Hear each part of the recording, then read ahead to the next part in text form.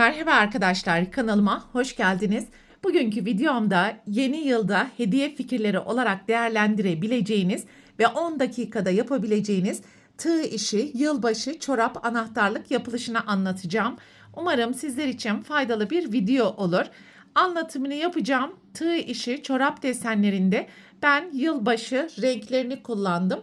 Dilediğiniz renk kombinlerini uyarlayabilir ve istediğiniz büyüklüklerde yapabilirsiniz. Anahtarlıkları yaparken kullanacağım iplerin markası Himalaya Himagurumi koton iplikler kullanacağım arkadaşlar. Ve anahtarlığın bir tanesinde simli ip kullandım. Bu şekilde simli ipler de kullanabilirsiniz. Tığ numarası olarak ise 2,5 milimetre ile çorapları öreceğiz. Desteğinizi göstermek adına videomu beğenerek kanalıma abone olduysanız haydi vakit kaybetmeden anahtarlığın yapılışına başlayalım. Çorabın yapılışına sihirli halka yaparak başlayalım. 3 zincir. Halkanın içerisine başlangıç zinciri ile birlikte toplam 12 ikili trabzan yapalım.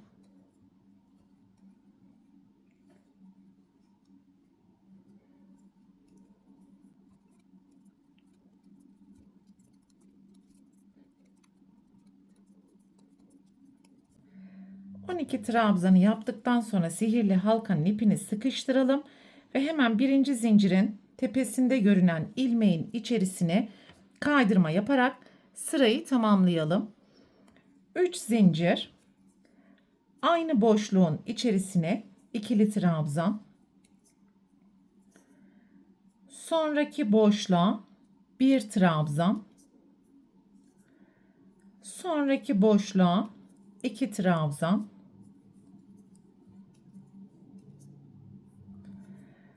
sonraki boşluğa bir trabzan ve bu şekilde sıra sonuna kadar çift tek yaparak toplam 18 tane ikili trabzan elde edelim. 18 ikili trabzanı yaptım ve ilk zincirin tepesine kaydırma yapalım. Bir zincir yaptıktan sonra ipi keselim ve ikinci renk ile devam edelim. Burada sihirli halkanın ipini de tamamen sıkıştıralım ve iç kısımdan düğüm yaparak gizleyelim.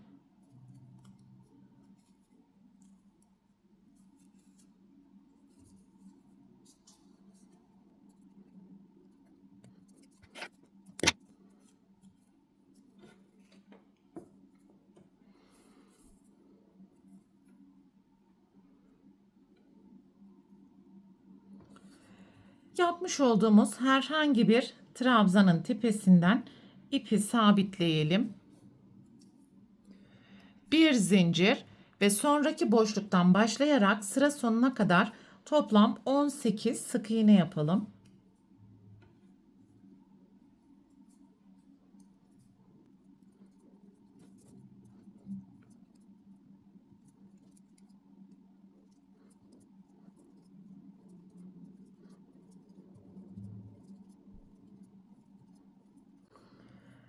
...18 sık iğneyi yaptıktan sonra ipi burada keselim ve gizli birleştirme yapalım. İlk ilmeğin tepesinden.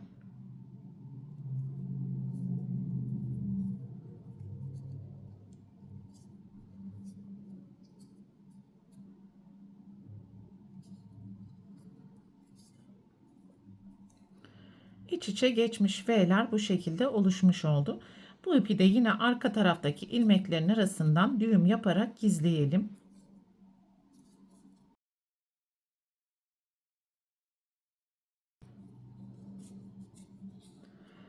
Şimdi üçüncü renk ile devam edelim.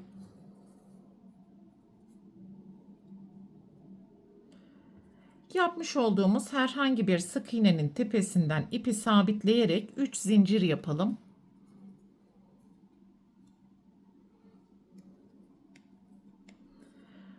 Sonraki sık iğnenin tepesinden başlayarak sıra sonuna kadar alt sıradaki tüm sık iğnelerin tepesine ikili trabzan yapacağız ve başlangıçta yapmış olduğumuz zincir ile birlikte toplam 18 ikili trabzan yapalım.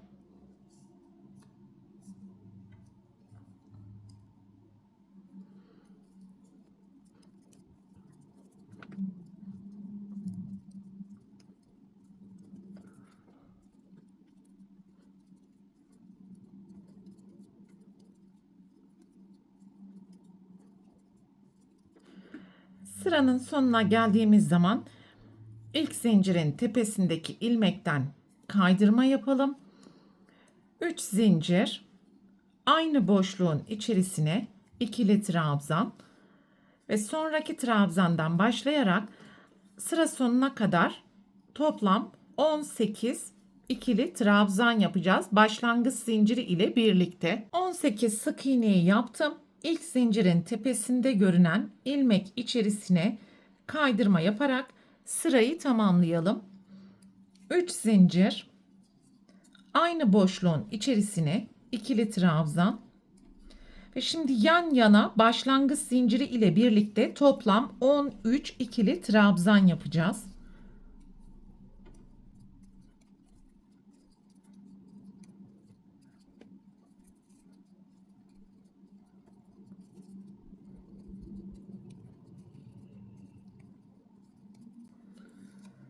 Evet, 13 trabzanı yaptık ve şimdi çorabın topuk bölümünü yapmaya başlıyoruz. 3 zincir, deseni çevirelim ve ikinci boşluktan başlayarak zincir ile birlikte yan yana 5 ikili trabzan yapalım.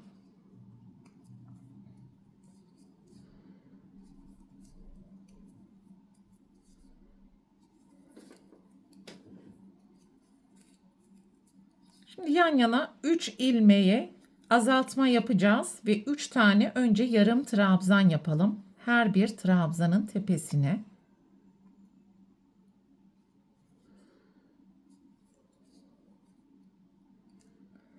Şu an tığda bekleyen 4 adet ilmeğin hepsini birlikte kapatalım. Kalan 5 trabzanın tepesine yan yana 5 ikili trabzan yapalım.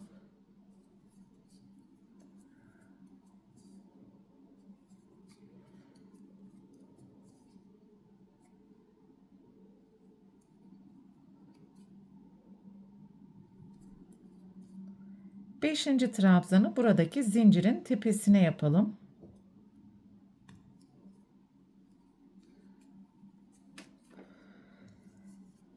Evet, topukta ikinci sırayı tamamladık. 3 zincir, deseni çeviriyorum. İkinci boşluktan başlayarak zincir ile birlikte yan yana 4 ikili trabzan yapalım.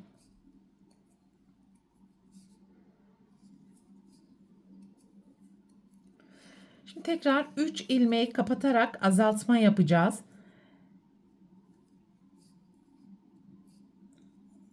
Birinci azaltma ilmek, ikinci ilmek ve sonraki trabzanın tepesi üçüncü ilmek. Tığda bekleyen 4 ilmeğin hepsini birlikte kapatalım. Kalan trabzanların tepesine yan yana 4 tane ikili trabzan yapalım.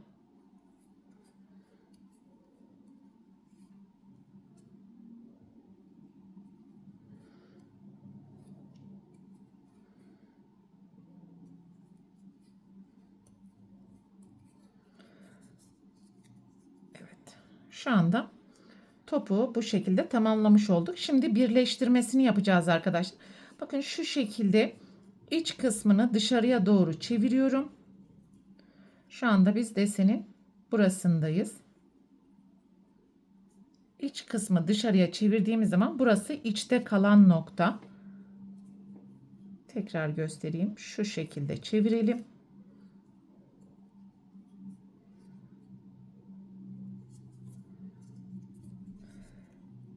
Ve karşılıklı ilmekleri kaydırma yaparak buradaki ilmekleri birleştireceğiz.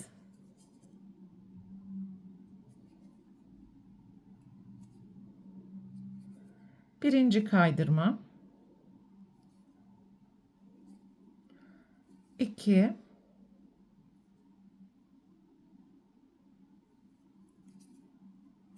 3 ve son kaydırmayı da yaptıktan sonra bir zincir, ipi burada keselim. Şu şekilde çıkardığımız zaman bakın topuğun arka kısmını da bu şekilde tamamlamış olduk. Şimdi yeşil ip ile devam edeceğiz.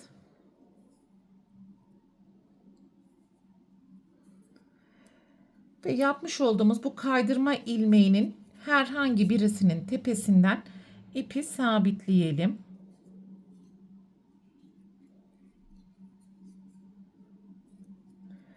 3 zincir. Aynı zamanda burası birinci trabzan olmuş oldu. Şimdi bu topukta yapmış olduğumuz 3 sıradan oluşan her bir trabzan boşluğuna 2 tane ikili trabzan yapacağız.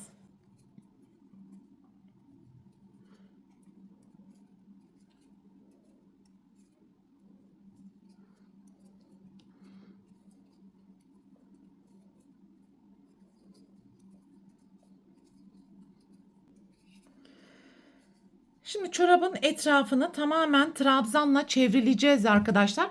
Ve burada olduğu gibi toplam 18 tane ikili trabzan elde etmemiz gerekiyor.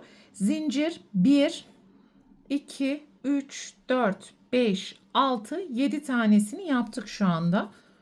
Trabzanları yapmaya devam ediyoruz.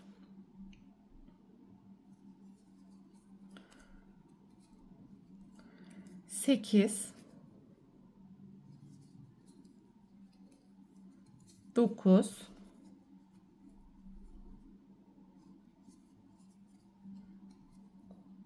10, 11,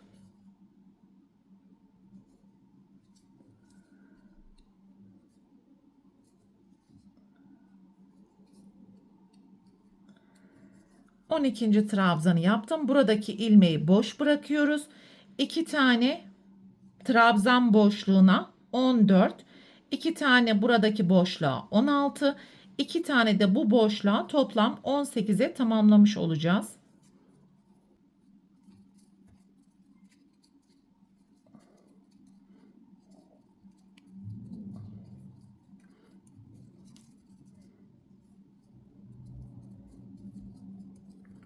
Son trabzan boşluğuna 18. ikili trabzanı da yaptım ve buradaki ilk zincirin tepesinde görünen ilmekten kaydırma yaparak sırayı tamamlayalım. 3 zincir, aynı boşluğun içerisine ikili trabzan. Şimdi yan yana alt sırada yapmış olduğumuz tüm trabzanların tepesine ikili trabzan yaparak başlangıç zinciri ile birlikte yine 18 ikili trabzan elde edeceğiz.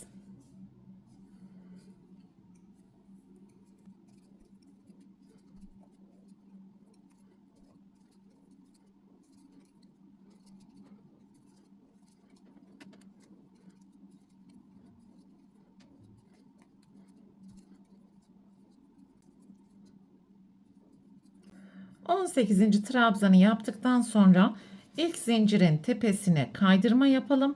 Bir zincir yaptıktan sonra ipi burada kesebiliriz.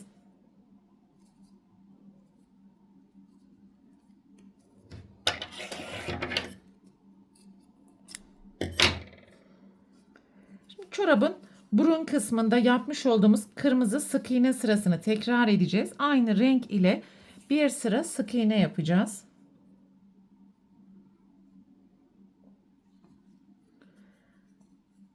Herhangi bir trabzanın tepesinden ipi sabitleyebilirsiniz. Bir zincir, sonraki trabzandan başlayarak sıra sonuna kadar yan yana toplam 18 sık iğne yapalım. Sıranın sonuna geldiğimiz zaman ipi burada keselim ve gizli birleştirme yapalım.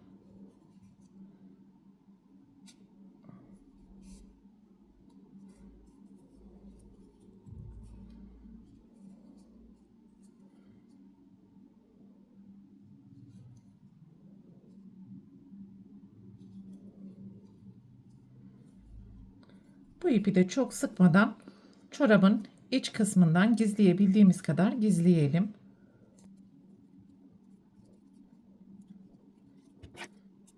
Şimdi burunda yapmış olduğumuz beyaz renk ile son sırayı yapacağız.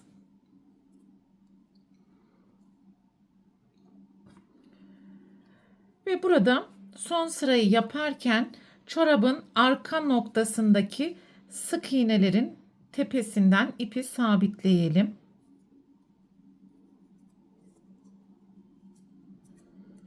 3 zincir, alttaki tüm sık iğnelerin tepesine sıra sonuna gelene kadar ikili trabzan yapalım ve başlangıç zinciri ile birlikte toplam 18 ikili trabzan yapalım.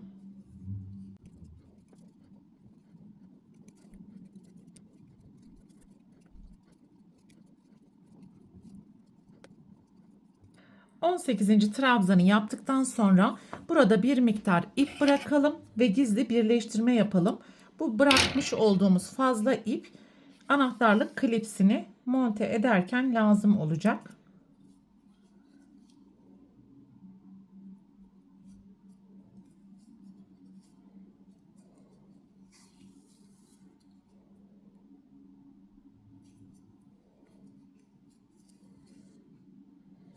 Evet, gizli birleştirmeyi yaptıktan sonra arkadan ilmeklerin arasından bir tane düğüm yapalım ki anahtarlık klipsi daha sağlam olsun.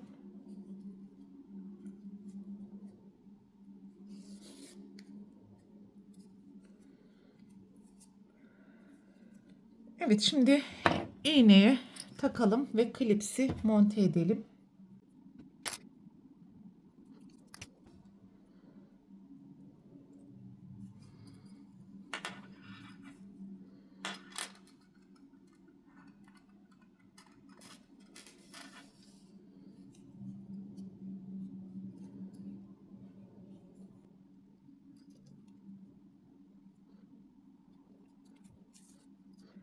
Bu kadar kolay bir şekilde monte etmiş olduk. Bu ipi de yine arka taraftaki ilmeklerin arasından iğne yardımıyla gizleyelim arkadaşlar.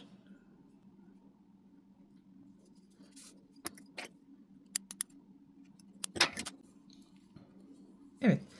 Böylelikle anahtarlığın tüm yapılış aşamalarını tamamlamış olduk arkadaşlar. Gayet şık ve şirin oldu bütün anahtarlıklar. Bu videoda anlatacaklarım bunlardan ibaretti. Umarım sizler için faydalı bir video olmuştur.